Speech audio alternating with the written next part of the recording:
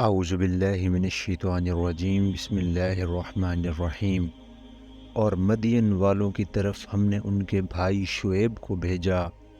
مدین کا اصل علاقہ حجاز کے شمال مغرب اور فلسطین کے جنوب میں بحر احمر خلیج عقبہ کے کنارے پر واقع تھا، مگر جزیرہ نمائے سینا کے مشرقی ساحل پر بھی اس کا کچھ سلسلہ پھیلا ہوا تھا۔ یہ ایک بڑی تجارت پیشہ قوم تھی۔ قدیم زمانے میں جو تجارتی شاہراہ بحر احمر کے کنارے یمن سے مکہ اور جنوب ہوتی ہوئی شام تک جاتی تھی، اور ایک دوسری تجارتی شاہراہ جو عراق سے مصر کی طرف جاتی تھی، اس کے عین چوراہے پر اس قوم کی بستیاں واقع تھیں۔ اسی بنا پر عرب کا بچہ بچہ مدین سے واقف تھا، اور اس کے مٹ جانے کے بعد بھی عرب میں اس کی شہرت برقرار رہی، کیونکہ عربوں کے تجارتی قافلے مصر اور شام کی طرف جاتے ہوئے رات دن اس کے آثار قدیمہ کے درمیان سے گزرتے تھے۔ اہل مدین کے متعلق ایک اور ضروری بات جس کو اچھی طرح ذہن نشین کر لینا چاہیے، یہ ہے کہ یہ لوگ دراصل حضرت ابراہیم علیہ السلام کے صاحبزادے مدیان کی طرف منسوب ہیں، جو ان کی تیسری بیوی کتورہ کے وطن سے تھے۔ قدیم زمانے کے قاعدے کے مطابق جو لوگ کسی بڑے آدمی کے ساتھ وابستہ ہو جاتے تھے، وہ رفتہ رفتہ اسی کی آل اولاد میں شمار ہو کر بنی فلاں کہلانے لگتے تھے۔ اسی قاعدے پر عرب کی آبادی کا بڑا حصہ بنی اسماعیل کہلایا، اور اولاد یعقوب کے ہاتھ پر مشرف با اسلام ہونے والے لوگ سب کے سب بنی اسرائیل کے جامع نام کے تحت کھپ گئے۔ اسی طرح مدین کے علاقے کی ساری آبادی بھی جو مدیان بن ابراہیم کے زیر اثر آئی، بنی مدیان کہلائی، اور ان کے ملک کا نام ہی مدین یا مدیان مشہور ہو گیا۔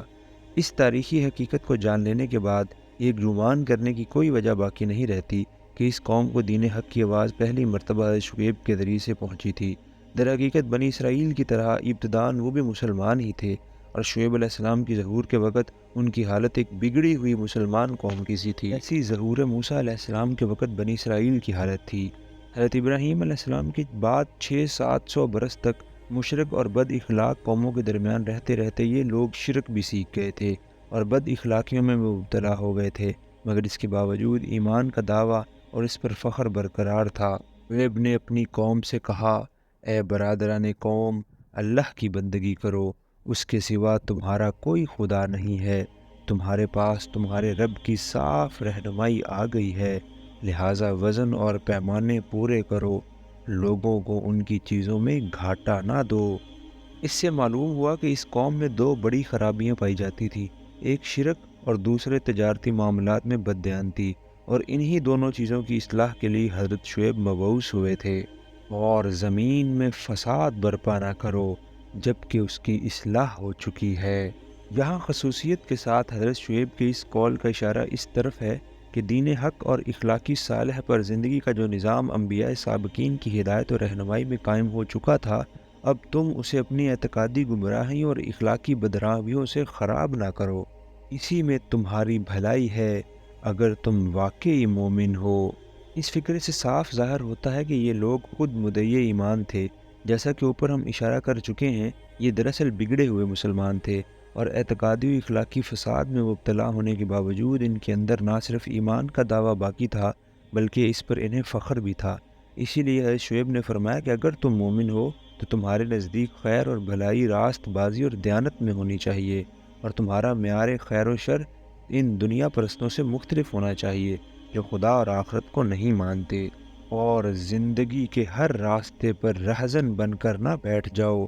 کہ لوگوں کو خوف زدہ کرنے اور ایمان لانے والوں کو خدا کے راستے سے روکنے لگو، اور سیدھی راہ کو ٹیڑھا کرنے کے درپے نہ ہو جاؤ۔ یاد کرو وہ زمانہ جب کہ تم تھوڑے تھے، پھر اللہ نے تمہیں بہت کر دیا، اور آنکھیں کھول کر دیکھو کہ دنیا میں مفسدوں کا کیا انجام ہوا ہے۔ اگر تم میں سے ایک گروہ اس تعلیم پر جس کے ساتھ میں بھیجا گیا ہوں ایمان لاتا ہے اور دوسرا ایمان نہیں لاتا، تو صبر کے ساتھ دیکھتے رہو یہاں تک کہ اللہ ہمارے درمیان فیصلہ کر دے، اور وہی سب سے بہتر فیصلہ کرنے والا ہے۔ اس کی قوم کے سرداروں نے جو اپنی بڑائی کے گھمنڈ میں مبتلا تھے، اس سے کہا کہ اے شعیب، ہم تجھے اور ان لوگوں کو جو تیرے ساتھ ایمان لائے ہیں اپنی بستی سے نکال دیں گے، ورنہ تم لوگوں کو ہماری ملت میں واپس آنا ہوگا۔ شعیب نے جواب دیا، کیا زبردستی ہمیں پھیرا جائے گا؟ ہم راضی نہ ہوں، ہم اللہ پر جھوٹ گڑنے والے ہوں گے، اگر تمہاری ملت میں پلٹ آئیں جبکہ اللہ ہمیں اس سے نجات دے چکا ہے، ہمارے لیے تو اس کی طرف پلٹنا اب کسی طرح ممکن نہیں، الا یہ کہ خدا ہمارا رب ہی ایسا چاہے۔ یہ فقرہ اسی معنی میں ہے جس میں انشاءاللہ کا لفظ بولا جاتا ہے، اور جس کے متعلق سورہ کہف میں ارشاد ہوا ہے کہ کسی چیز کے متعلق دعوے کے ساتھ یہ نہ کہہ دو کرو کہ میں ایسا کروں گا، بلکہ اس طرح کہا کرو کہ اگر اللہ چاہے گا تو ایسا کروں گا۔ اس لیے کہ مومن جو اللہ تعالیٰ کی سلطانی و بادشاہی کا اور اپنی بندگی و تابعیت کا ٹھیک ٹھیک ادراک رکھتا ہے، کبھی اپنے بلبوتے پر یہ دعویٰ نہیں کر سکتا کہ میں فلاں بات کر کے رہوں گا یا فلاں حرکت ہرگز نہ کروں گا، بلکہ وہ جب کہے تو یوں کہے گا کہ میرا ارادہ ایسا کرنے کا یا نہ کرنے کا ہے، لیکن میرے اس ارادے کا پورا ہونا میرے مالک کی مشیت پر موقوف ہے، وہ توفیق بخشے گا تو میں اس میں کامیاب ہو جاؤں گا، ورنہ ناکام رہ جاؤں گا۔ ہمارے رب کا علم ہر چیز پر حاوی ہے، اسی پر ہم نے اعتماد کر لیا۔ اے رب، ہمارے اور ہماری قوم کے درمیان ٹھیک ٹھیک فیصلہ کر دے، اور تو بہترین فیصلہ کرنے والا ہے۔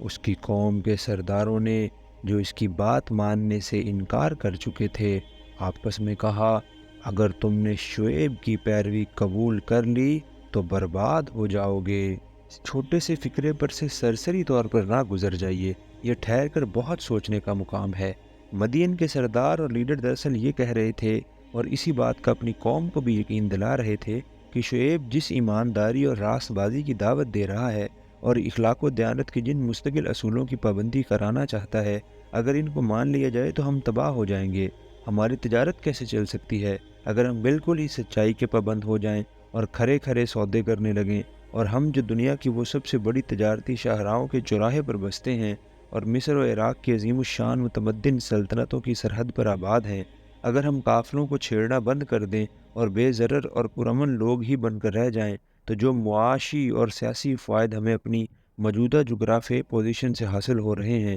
وہ سب ختم ہو جائیں گے، اور آس پاس کی قوموں پر ہماری جو دھونس قائم ہے وہ باقی نہ رہے گی۔ یہ بات صرف قوم شعیب کے سرداروں تک ہی محدود نہیں ہے، ہر زمانے میں بگڑے ہوئے لوگوں نے حق اور راستی اور دیانت کی روش میں ایسے ہی خطرات محسوس کیے ہیں۔ ہر دور کے مفسدین کا یہی خیال رہا ہے کہ تجارت اور سیاست اور دوسرے دنیاوی معاملات جھوٹ اور بے ایمانی اور بد اخلاقی کے بغیر نہیں چل سکتے۔ ہر جگہ دعوت حق کے مقابلے میں جو زبردست گزرات پیش کیے گئے ہیں، ان میں سے ایک یہ بھی رہا ہے کہ اگر دنیا کی چلتی ہوئی راہوں سے ہٹ کر اس دعوت کی پیروی کی جائے گی تو قوم تباہ ہو جائے گی۔ اگر ہوا یہ کہ ایک دہلا دینے والی آفت نے ان کو آن لیا اور وہ اپنے گھروں میں اوندھے پڑے کے بڑے رہ گئے، شعیب کو جھٹلایا، وہ ایسے مٹے کہ گویا کبھی ان گھروں میں بسے ہی نہ تھے۔ شعیب کے جھٹلانے والے ہی آخرکار برباد ہو کر رہے، اور شعیب یہ کہہ کر ان کی بستیوں سے نکل گیا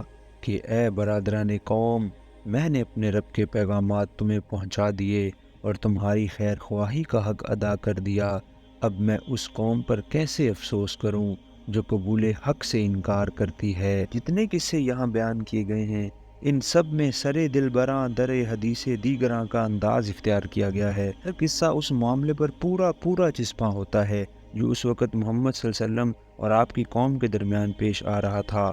ہر قصے میں ایک فریق نبی ہے جس کی تعلیم، جس کی دعوت، جس کی نصیحت و خیر خواہی اور جس کی ساری باتیں بعینہ ہی وہی ہیں جو محمد صلی اللہ علیہ وسلم کی تھیں، اور دوسرا فریق حق سے منہ موڑنے والی قوم ہے جس کی اعتقادی گمراہیاں، جس کی اخلاقی خرابیاں، جس کی جاہلانہ ہٹ دھرمیاں، جس کے سرداروں کا استکبار، جس کے منکروں کا اپنی دلالت پر اصرار، غرض سب کچھ وہی ہے جو قریش میں پایا جاتا تھا۔ پھر ہر قصے میں منکر قوم کا جو انجام پیش کیا گیا ہے، دراصل قریش کو عبرت دلائی گئی ہے کہ اگر تم نے خدا کے بھیجے ہوئے پیغمبر کی بات نہ مانی اور اصلاح حال کا جو موقع تمہیں دیا جا رہا ہے اسے اندھی ضد میں مبتلا ہو کر کھو دیا، تو آخرکار تمہیں بھی اسی ہی تباہی و بربادی سے دوچار ہونا پڑے گا جو ہمیشہ سے گمراہی و فساد پر اصرار کرنے والی قوموں کے حصے میں آتی رہی ہے۔